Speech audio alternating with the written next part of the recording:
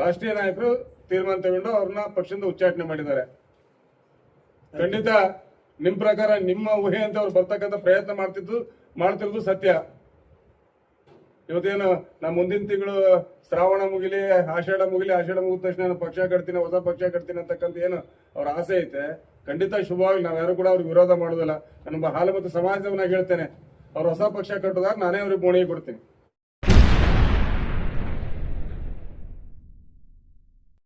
ಮತ್ತೆ ಪಕ್ಷಕ್ಕೆ ವಾಪಸ್ ಕರೆತರುವಂತಹ ಪ್ರಯತ್ನ ನಡೀತಾ ಇದೆ. ಯಾವ ರೀತಿ ನಿಮ್ ಪಕ್ಷದಲ್ಲಿ ಏನ್ ಡಿಸೈಡ್ ಆಗಿದೆ ಸರ್?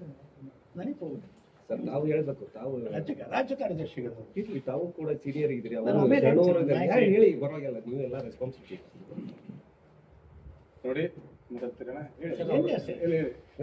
ಪ್ರಜಾಪ್ರಭುತ್ವದಲ್ಲಿ ಪ್ರತಿಯೊಬ್ಬ ನಾಗರಿಕನಿಗೂ ಕೂಡ ತನ್ನದೇ ಆದಂತ ವ್ಯವಸ್ಥೆ ಇರುತ್ತೆ. ಪಕ್ಷದಲ್ಲಿ ಇರ್ತಕ್ಕಂಥದ್ದು, ಪಕ್ಷದಲ್ಲಿ ಆಯ್ಕೆ ಆಗ್ತಕ್ಕಂಥದ್ದು, ಪಕ್ಷ ಬಿಟ್ಟು ಹೋಗ್ತಕ್ಕಂಥದ್ದು, ಮತ್ತೊಂದು ಪಕ್ಷ ಸೇರ್ತಕ್ಕಂಥದ್ದು, ಪ್ರತಿಯೊಂದು ಆ ಥರ ವ್ಯವಸ್ಥೆ. ಇಲ್ಲ ಎರಡನೇ ಮಾತಿಲ್ಲ. ಆದ್ರೆ ನಾನು ವ್ಯಕ್ತಿಗತವಾಗಿ ಯಾರನ್ನೂ ಕೂಡ ನಾನು ತಗೊಳಲ್ಲ. ಯಾಕೆ ನಾನು ಕೂಡ 50 ವರ್ಷದಿಂದ ರಾಜಕಾರಣ ಮಾಡಿರ್ತಕ್ಕಂಥ ಶಾಸಕನಾಗಿ, ವಿಧಾನ ಪರಿಷತ್ ಸದಸ್ಯನಾಗಿ, 6 ವರ್ಷ ಕ್ಯಾಬಿನೆಟ್ ನಲ್ಲಿ ಎತ್ಕೊಂಡು ಕೂಡ ಕೆಲಸ ಮಾಡಿರ್ತಕ್ಕಂಥ. ಆ ಹಿನ್ನೆಲೆಯಲ್ಲಿ ತಾವು ಕೇಳಿರ್ತಕ್ಕಂಥ ವಿಚಾರ ಇದು ಪಕ್ಷಕ್ಕೆ ಸಂಬಂಧಪಟ್ಟಂತ ವಿಚಾರ ಮತ್ತು ಹೈಕಮಾಂಡ್ಗೆ ತೆಗೆದುಕೊಳ್ತಕ್ಕಂಥ ಒಂದು ವಿಚಾರ. ಆ ದೃಷ್ಟಿನಲ್ಲಿ ಸಾಮಾನ್ಯ ಕಾರ್ಯಕರ್ತರಾಗಿರ್ತಕ್ಕಂಥ ನಾವು ಇದ್ರ ಬಗ್ಗೆ ಕೇವಲ ಒಂದು ಜಿಲ್ಲೆನಲ್ಲಿ ಬಂದು ಅದ್ರ ಬಗ್ಗೆ ಮಾತನಾಡ್ತಕ್ಕಂಥ ವ್ಯವಸ್ಥೆ ಒಳ್ಳೆಯದಲ್ಲ. ಆ ದೃಷ್ಟಿನಲ್ಲಿ ನಮ್ಮ ಭಾರತೀಯ ಜನತಾ ಪಾರ್ಟಿಯ ಹೈಕಮಾಂಡ್ ಏನು ನಿರ್ಧಾರ ತೆಗೆದುಕೊಳ್ಳುತ್ತೆ ಅದಕ್ಕೆ ಖಂಡಿತವಾಗಿ ಕೂಡ ನಮ್ಮ ಪಕ್ಷ ನಾವು ತಯಾರಿದ್ದೇವೆ. ತಮ್ಮ ಅಭಿಪ್ರಾಯ ಇಲ್ಲ ಇಲ್ಲ ನೋಡಿ, ಪಕ್ಷದ ಅಭಿಪ್ರಾಯ ಕೊಡ್ತಕ್ಕಂಥದ್ದು ಆಂತರಿಕ, ಬಹಿರಂಗ ಚರ್ಚೆಗೆ ಅವಕಾಶ ಇಲ್ಲ. ಸೀನಿಯರ್ ಇದ್ದೀರಿ, ಹೌದು, ಇಲ್ಲ ಅಂತದ್ದಲ್ಲ. ಬಸವನಗೌಡರನ್ನ ಅತಿ ಹತ್ತಿರದಿಂದ ನೋಡ್ತಕ್ಕಂಥ ನಾನು ಅವರು ಒಟ್ಟಿಗೆ ಶಾಸಕರಾಗಿದ್ದು 99ರಲ್ಲಿ ನಾನು ಬಸವನಗೌಡ ಯತ್ನಾಳ್ರು ಒಟ್ಟಿಗೆ ಶಾಸಕರಾಗಿದ್ದು. ಸನ್ಮಾನ್ಯ ವಾಜಪೇಯಿ ಅವರು ಪ್ರಧಾನಮಂತ್ರಿಗಳಾಗಿದ್ದಂಥ ಸಂದರ್ಭದಲ್ಲಿ ರೈಲ್ವೆ ಸಚಿವರಾಗಿದ್ದು. ಇಲ್ಲ ಅಂತಕ್ಕಂಥದ್ದಲ್ಲ. ಅಲ್ಲ, ಅಂತ ಸೀನಿಯರ್ ಮೋಸ್ಟ್ ಇದ್ದಂತಹ ವ್ಯಕ್ತಿಯನ್ನ ಪಕ್ಷದಿಂದ ಯಾವುದೋ ಕಾರಣ ಅದು ನಿಮ್ಮ ಪಕ್ಷದ ಆಂತರಿಕ ವಿಚಾರ, ಅದು ಹೊರಗಡೆ ಹೋದ್ಮೇಲೆ ಅಟ್ಲೀಸ್ಟ್ ಒಳಗಡೆ ಬರಕ್ ದಾರಿನೇ ಇಲ್ವಾ? ಅಥವಾ ವಿಚಾರ ನಡೆದಿರ್ಬೋದಲ್ಲ?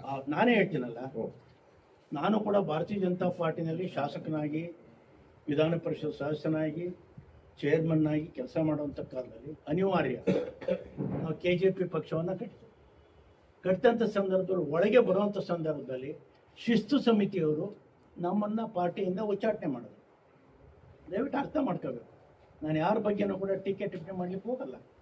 ಅಂತಹ ಸಂದರ್ಭದಲ್ಲಿ ಕೊನೆಗೆ ನಮಗೆ ಮನವರಿಕೆ ಆ ಸಂದರ್ಭದಲ್ಲಿ ಹೌದು ನಾವೆಲ್ಲ ಸಂಘ ಪರಿವಾರದ ಮೂಲಕ ಬಂದಂಥ ವ್ಯವಸ್ಥೆನಲ್ಲಿ ನಾವು ಖಂಡಿತವಾಗಿ ಕೂಡ ಭಾರತೀಯ ಜನತಾ ಪಾರ್ಟಿ ಮತ್ತೆ ಸೇರಬೇಕು ಅಂತಕ್ಕಂಥ ಉದ್ದೇಶದಿಂದ ಮತ್ತೆ ಇವತ್ತು ಸೇರಿದ್ದೇವೆ. ಪಕ್ಷದಲ್ಲಿ ಕೆಲಸ ಮಾಡ್ತಾ ಇದ್ದೀವಿ, ಸಾಮಾನ್ಯ ಕಾರ್ಯಕರ್ತರ ಕೆಲಸ ಮಾಡ್ತಾ ಇದ್ದೀವಿ.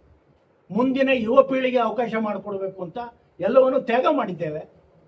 ಸೊ ಆ ದೃಷ್ಟಿಯಿಂದ ನಾನೇ ಅಂತಕ್ಕಂಥದ್ದು ಮನುಷ್ಯನಿಗೆ ಏನಾದರೂ ಕೂಡ ಬಂದರೆ ದಯವಿಟ್ಟು ಇದೊಂದು ಅರ್ಥ ಮಾಡ್ತೇವೆ, ನಾವೇ ಅನ್ನೋ ಪದ ಬರಬೇಕು. ಆವಾಗ ಖಂಡಿತವಾಗಿ ಕೂಡ ನಮ್ಮ ಭಾರತ ಮಾತೆ ಹೋಯ್ತಲ್ಲ ಸಮಾಧಾನ ಆಗ್ತಕ್ಕಂಥ ವಾತಾವರಣ ಅಂತಕ್ಕಂಥ ಇಷ್ಟೇ ಹೇಳಲಿಕ್ಕೆ ಇಚ್ಛೆಪಡ್ತೇನೆ.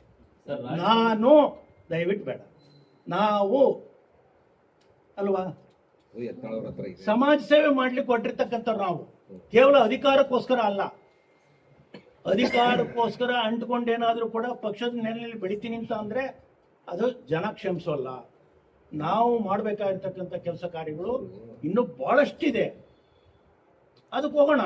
ಅಧಿಕಾರ ಅಂತಕ್ಕಂಥದ್ದು ಅದೇ ಬರಬೇಕೇ ಹೊರತು ನಾನು ಕೇಳಿದ ಅಧಿಕಾರ ಬೇಕು ಅಂತಕ್ಕಂಥದ್ದು ಇದೆಯಲ್ಲ, ಖಂಡಿತವಾಗಿ ಕೂಡ ಅದು ಒಳಿತಲ್ಲ ಅಂತಕ್ಕಂಥದ್ದು ನನ್ನ ಭಾವನೆ. ಸರ್, ಈಗ ರಾಜ್ಯ ಬಿಜೆಪಿ ಈ ಸಿಚುವೇಶನ್ಗೆ ವಿಜೇಂದ್ರ ಅವ್ರ ಟೀಮ್ ಏನಿದೆ ಅಲ್ಲ, ಶರಣಣ್ಣವರು ಸರ್ ಎಲ್ಲರೂ ಹೆಸರು ಹೇಳಿದ್ರು. ಅವರು ಪಿ ರಾಜೀವ್ರಂತೂ ಅವ್ರು ನೇರ ಹೆಸರೇ ತಗೊಂಡು ಅವರೆಲ್ಲ ಚೀಲಗಳನ್ನು ಪದ ಬಳಸಿದ್ರು. ನೋಡ್ರಿ, ಇಲ್ಲಿ ರಾಷ್ಟ್ರಕ್ಕಾಗಿ ಕೆಲಸ ಮಾಡ್ತಕ್ಕಂಥ ಭಾರತೀಯ ಜನತಾ ಪಕ್ಷದ ಕಾರ್ಯಕರ್ತರು ನಾವು ಹಿರಿಯರು ಕೂಡ ಇಲ್ಲಿದ್ದೇವೆ. ನಮ್ಮ ರಾಜ್ಯಾಧ್ಯಕ್ಷರು ಯಾವಾಗಲೂ ಒಂದು ಮಾತು ಹೇಳ್ತಾರೆ, ಕಾಯಲು ಮೇಲೊಬ್ಬನಿದ್ದಾಗ ಕಾಯಕವಿಲ್ಲದ ಕೊಂಕಿನ ಮಾತಿಗೆ ಕೊರಗುವುದೇಕೆ ಅಂತಕ್ಕಂಥ ಮಾತನ್ನು ಹೇಳ್ತಾರೆ. ಆ ಮಾತನ್ನ ಪುನರಾಲೋಚನೆ ಮಾಡ್ತೀನಿ. ಇವತ್ತು ನರೇಂದ್ರ ಮೋದಿ ಅವರೇ 45 ವರ್ಷದ ರಾಷ್ಟ್ರೀಯ ಅಧ್ಯಕ್ಷರಂತ ನಿತಿನ್ ನಬೀನ್ ಅವರ ನಮ್ಮ ಬಾಸ್ ಅಂತ ಅಂತಕ್ಕಂಥ ಮಾತನ್ನ ಕರೆದು ಚಿಕ್ಕ ವಯಸ್ಸಿನ ಅಧ್ಯಕ್ಷನು ಕೂಡ ಬಾಸ್ ಅನ್ನ ಕರೆಯೋದ್ರ ಮುಖಾಂತರ ರಾಷ್ಟ್ರೀಯ ಅಧ್ಯಕ್ಷರಿಗೆ ಯಾವ ರೀತಿ ಗೌರವ ಕೊಡಬೇಕು ಆ ರೀತಿ ಗೌರವವನ್ನು ಕೊಟ್ಟಿದ್ದಾರೆ. ಪಕ್ಷದ ಒಳಗಿದ್ದವ್ರ ಬಗ್ಗೆ ನಾವ್ ಏನ್ ಬೇಕಾದ್ರೂ ಮಾತಾಡ್ಬೋದು, ಯಾವ ರೀತಿ ನಾವು ಶಿಷ್ಟಾಚಾರ, ಯಾವ ರೀತಿ ಗೌರವ ಕೊಡಬೇಕು ಪಕ್ಷದ ಅಧ್ಯಕ್ಷ, ಹೊರಗಿದ್ದವ್ರ ಬಗ್ಗೆ ನಾವು ಮಾತಾಡ್ತಕ್ಕಂಥ ಅವಶ್ಯಕತೆ ನಮ್ಗಿಲ್ಲ. ತಾವು ಕೇಳಿದ್ರಿ ಪಕ್ಷಕ್ಕೆ ಬರುವ ಪ್ರಯತ್ನ ಅಂತ ಕಥೆ, ಯಾವುದು ಕೂಡ ಆತರ ಇಲ್ಲ. ಆಮೇಲೆ ಮೇಲಾಗಿ ಅವ್ರನ್ನ ಪಕ್ಷದ ಬಗ್ಗೆ ಅವ್ರ ಬಗ್ಗೆ ತೀರ್ಮಾನ ತೆಗೆದುಕೊಟ್ಟಿರ್ತಕ್ಕಂಥದ್ದು ರಾಜ್ಯದ ನಾಯಕತ್ವ ಅಲ್ಲ, ರಾಷ್ಟ್ರೀಯ ನಾಯಕರು ತೀರ್ಮಾನ ತಗೊಂಡು ಅವ್ರನ್ನ ಪಕ್ಷದಿಂದ ಉಚ್ಚಾಟನೆ ಮಾಡಿದ್ದಾರೆ. ಖಂಡಿತ ನಿಮ್ ಪ್ರಕಾರ ನಿಮ್ಮ ಊಹೆ ಅಂತ ಅವ್ರು ಬರ್ತಕ್ಕಂಥ ಪ್ರಯತ್ನ ಮಾಡ್ತಿರೋದು ಸತ್ಯ. ಇವತ್ತೇನು ನಾ ಮುಂದಿನ ತಿಂಗಳು ಶ್ರಾವಣ ಮುಗಿಲಿ, ಆಷಾಢ ಮುಗಿದ ತಕ್ಷಣ ನಾನು ಪಕ್ಷ ಕಟ್ತೀನಿ, ಹೊಸ ಪಕ್ಷ ಕಟ್ತೀನಿ ಅಂತಕ್ಕಂಥ ಏನು ಅವ್ರ ಆಸೆ ಐತೆ, ಖಂಡಿತ ಶುಭವಾಗಿ ನಾವ್ಯಾರು ಕೂಡ ಅವ್ರಿಗೆ ವಿರೋಧ ಮಾಡೋದಿಲ್ಲ. ನಾನು ಹಾಲು ಮತ್ತು ಸಮಾಜದವನಾಗಿ ಹೇಳ್ತೇನೆ, ಅವ್ರು ಹೊಸ ಪಕ್ಷ ಕಟ್ಟೋದಾಗ ನಾನೇ ಅವ್ರಿಗೆ ಬೋಣಿಗೆ ಕೊಡ್ತೀನಿ. ಅದು ಬಿಟ್ಟು ಬ್ಲಾಕ್ ಮೇಲ್ ಮಾಡ್ದೇನೆ ಪಕ್ಷದ ತತ್ವ ಸಿದ್ಧಾಂತಗಳು ಒಪ್ಕೊಂಡು ಹಿರಿಯರಿದ್ದಾರೆ, ಹಿರಿಯರ ಹತ್ರ ಚರ್ಚೆ ಮಾಡ್ಲಿ. ಈ ಹಿಂದೆನೂ ಕೂಡ ನಾನು ಅನೇಕ ಬಾರಿ ಪಕ್ಷದಲ್ಲಿದ್ದೆ, ಅನೇಕ ಬಾರಿ ನಾನು ಪಕ್ಷದಿಂದ ಆಚೆನೂ ಹೋಗಿದ್ದೆ.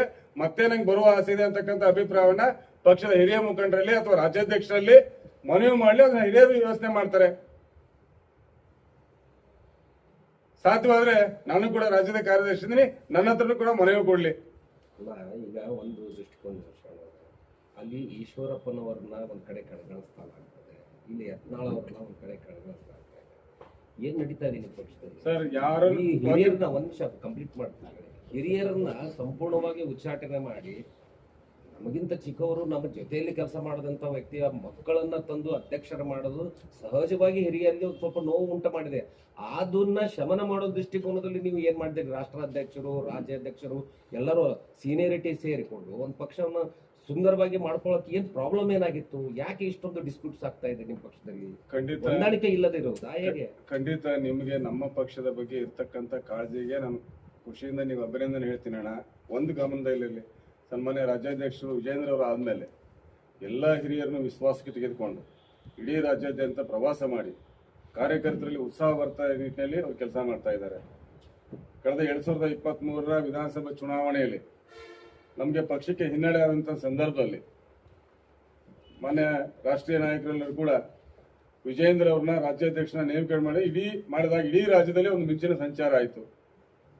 ಈ ಗ್ಯಾರಂಟಿ ಭರಾಟೆಗಳ ಮಧ್ಯೆ ನಾವು 2 ಅಂಕಿ ದಾಟೋದು ಕಷ್ಟ ಅಂತ ಇತ್ತು ಲೋಕಸಭೆ ಚುನಾವಣೆಯಲ್ಲಿ. NDA 19 ಕ್ಷೇತ್ರಗಳಿಗೆ ಗೆಲ್ತಕ್ಕಂಥ ಸಾಧನೆ ಮಾಡಿದ ವಿಜೇಂದ್ರ ನೇತೃತ್ವ ಅಲ್ವೇ? ಹಾಗಾದ್ರೆ ರಾಜ್ಯಾಧ್ಯಕ್ಷ ಆದ ಮೇಲೆ ಬಹಳಷ್ಟು ಜನ ಹೇಳ್ತಾರೆ ಇಲ್ಲ ಯಾರು ಚೆನ್ನಾಗಿದೆ ಅಂತೇಳಿ. ಆ ರೀತಿಯಿಂದ ಇದ್ದಂತ ಸಂದರ್ಭದಲ್ಲಿ ಕೂಡ ಸ್ವತಃ ಮುಖ್ಯಮಂತ್ರಿಗಳ ಮೂಢ ಹಗರಣ ಆದಾಗ ಬೆಂಗಳೂರಿನಿಂದ ಮೈಸೂರಿನವರೆಗೆ ಪಾದಯಾತ್ರೆ ಮಾಡಿ 14 ಸೈಟ್ಗಳನ್ನ ವಾಪಸ್ ಕೊಡ್ತಕ್ಕಂಥ ಕೆಲಸ ಮಾಡಿದ್ದು ಹೋರಾಟ ಅಲ್ವಾಗಾರೆ. DK ಶಿವಕುಮಾರ್ ತಮ್ಮನ ವಿರುದ್ಧ ದೇವೇಗೌಡರ ಅಳಿಯ ಮತ್ತು ಹಿಂದಿನ ಜಯದೇವದ ನಿರ್ದೇಶಕ ಇರ್ತಂತ ಸನ್ಮಾನ್ಯ ಡಾಕ್ಟರ್ ಮಂಜುನಾಥ್ ಅವ್ರನ್ನ ಪಕ್ಷದಿಂದ ನಿಲ್ಲಿಸಿ ಪಕ್ಷದಿಂದ ಗೆಲ್ಲಿಸಿ DK ಶಿವಕುಮಾರ್ನ ಸೋಲಿಸಿದ್ ನಿಜಾನ ಹೌದಲ್ವಾಗಾರೆ? ಯಾರೋ ಕೆಲವರು ಒಂದು ಪರ್ಸೆಪ್ಷನ್ ಕ್ರಿಯೇಟ್ ಮಾಡಬೇಕು, ಯಾವಾಗಲೂ ಕೂಡ ಪಕ್ಷ ಮತ್ತು ಪಕ್ಷದ ನಾಯಕತ್ವದ ವಿರುದ್ಧ ಒಂದು ನಕಾರಾತ್ಮಕವಾಗಿ ಮಾತಾಡ್ಬೇಕು, ಆ ವಿಷಯವನ್ನು ಚರ್ಚೆಯಲ್ಲಿ ಇಡಬೇಕು ಅನ್ನೋ 2-3 ಜನ ಆ ರೀತಿ ಕೆಲಸ ಮಾಡಿದ್ರೆ ಮಿಕ್ಕಿದೆಲ್ಲ ಹಿರಿಯರು ಕೂಡ ಒಟ್ಟಾಗಿ ಒಂದಾಗಿ ಕೆಲಸ ಮಾಡ್ತಿದ್ದಾರೆ. ಸಣ್ಣ ಪುಟ್ಟ ವ್ಯತ್ಯಾಸಗಳು ಇರಬಹುದು, ನಮ್ಮ ರಾಷ್ಟ್ರೀಯ ನಾಯಕರು ಅದನ್ನೆಲ್ಲವನ್ನು ಕೂಡ ಸರಿ ಮಾಡ್ತಕ್ಕಂಥ ಕೆಲಸ ಮಾಡ್ತಾರೆ.